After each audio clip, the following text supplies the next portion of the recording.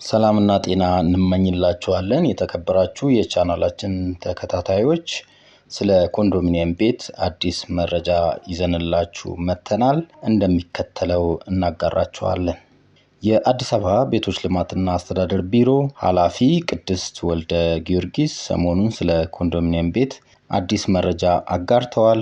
እየቆጠቡ ለሚገኙ የኮንዶሚኒየም ቤት ተመዝጋቢዎች የቤት ፍላጎት ምላሽ ለመስጠት ቢሮአቸው ትኩረት ሰጥቶ እየሰራ መሆኑን ገልጸዋል።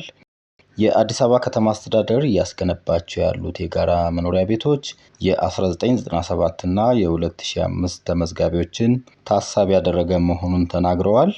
97 እና 2005 ተመዝጋቢዎቻችን ከተማ አስተዳደሩ ምላሽ ሰጥቷል። ኦፊሻሊ ዘንድሮ በመንግስት በጀት ብቻ ወደ 50 ሺህ የሚሆኑ ቤቶችን እየገነባን ነው። ታሳቢ ተደርጎ እነዚህ ቤቶች እየተገነቡ ያሉት እነዚህን ወገኖቻችንን ነው። ስለዚህ ከዘንድሮም እንዲሁ ኮንቲኒየስ እየሰራን ባለናቸው ቤቶች እጣ ይወጣልና የእጣው ተጠቃሚ ይሆናሉ። ቅድሚያ እነሱ ነው ሊያገኙ የሚችሉት የሚለውን መልስ ለመስጠት ነው። ስለዚህ በ2005ም በ1997ም የቆጠቡ ዜጎች ቁጠባቸውን እስከቀጠሉ ድረስ የከተማ አስተዳደሩ ዕጣ ሊያወጣ ዝግጁ ነው ማለት ነው። እውነት ነው። ኃላፊው አክለውም ግንባታቸው የተጠናቀቁና ለዕጣ ዝግጁ የሆኑ ቤቶች እንዳሉ በአሃዝ የተደገፈ መረጃ ይፋ አድርገዋል። በ2018 በጀት ዓመት ብቻ በመንግስት በጀት 50 ሺህ የሚደርሱ ቤቶች እየተገነቡ መሆኑን ጠቁመዋል። በመንግስትና በግል አጋርነትም የቤቶች ግንባታ መቀጠሉንም አስረድተዋል። በካዛንቺስና በፒያሳ አካባቢዎች መንግስት ከግል የቤት አልሚዎች ጋር በመተባበር ቤቶች እየተገነቡ ይገኛሉ ብለዋል። በመንግስትና በግል አጋርነት ከሚገነቡ ቤቶች የመንግስት ድርሻ ለቤት ቆጣቢዎች እንደሚተላለፍ ተገልጿል። ለምሳሌ 30 በመቶ የመንግስት ሆኖ 70 በመቶ የአልሚው ከሆነ 30 በመቶ የከተማ አስተዳደሩ የቤት ድርሻ ለቆጣቢዎች ይሰጣል ተብሏል። በመንግስትና በግል አጋርነት 120 ሺህ የሚጠጉ ቤቶችን ለመገንባት የውል ስምምነት ተደርጓል ነው የተባለው።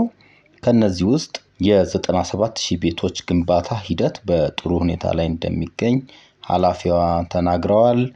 አያትና ኦቪድ የሚባሉ የግል አልሚዎች ግንባታ መጀመራቸውን ገልጸዋል። ስለሆነም በአግባቡ ለቆጠቡ ቅድሚያ እንደሚሰጥ ገልጸዋል። ቤቶቹ ለእድለኞች የሚተላለፍበት ዋጋ ግን ከዚህ በፊት ከነበረው እንደሚለይ ተናግረዋል። አሁን ምንድነው መታሰብ ያለበት? ያው ይመጣሉ እኛም ጋር አገልግሎት ለማግኘት ይመጣሉና እኛም እንነግራቸዋለን። ቁጠባቸውን አጠናክረው መቀጠል አለባቸው። ለምሳሌ 200 ሺህ የቆጠበም ሰው አለ የ2005 ተመዝጋቢ ነኝ የሚል 1 ሺህ የቆጠበም አለ የ2005 ተመዝጋቢ ነኝ የሚል።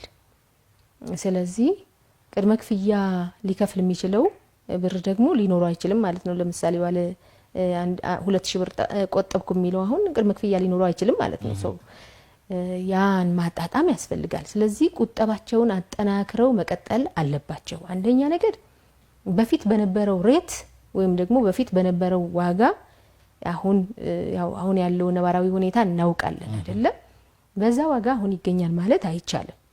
ስለዚህ ቁጠባቸውን አጠናክረው መቀጠል አለባቸው። ግን ደግሞ ከተማ አስተዳደሩ እነዚህን ቆጣቢዎች ቅድሚያ እድል ሰጥቶ በመንግስት የተገነቡትን ቤቶች ብቻ ሳይሆን በመንግስትና በግል አጋርነት እየተገነቡ ያሉ ቤቶች አሉ። እነዚህ ቤቶች ለምሳሌ 30% የመንግስት ሆኖ 70% የአልሚው ከሆነ በመንግስትና በግል አጋርነት እየገነባን ያለናቸው ቤቶች 30% ለመንግስት ለከተማ አስተዳደሩ የሚሰጠውን የቤት ድርሻ ለቆጣቢዎቻችን ሊሰጥ ነው መንግስት ወይ ከተማ አስተዳደራችን ተዘጋጅቶ ጨርሶ ያለው ማለት ነው። አሁን ካለው ነባራዊ ሁኔታ ጋር በማገናዘብ ተመዝጋቢዎች ለቅድመ ክፍያ የሚሆን በቂ ቁጠባ ሊኖራቸው ይገባል ብለዋል።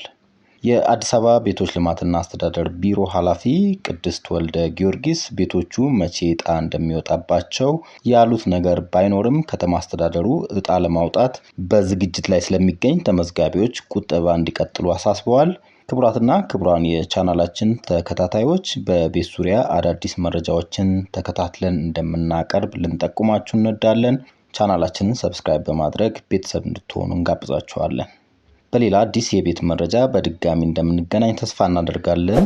ጤና ይስጥልን።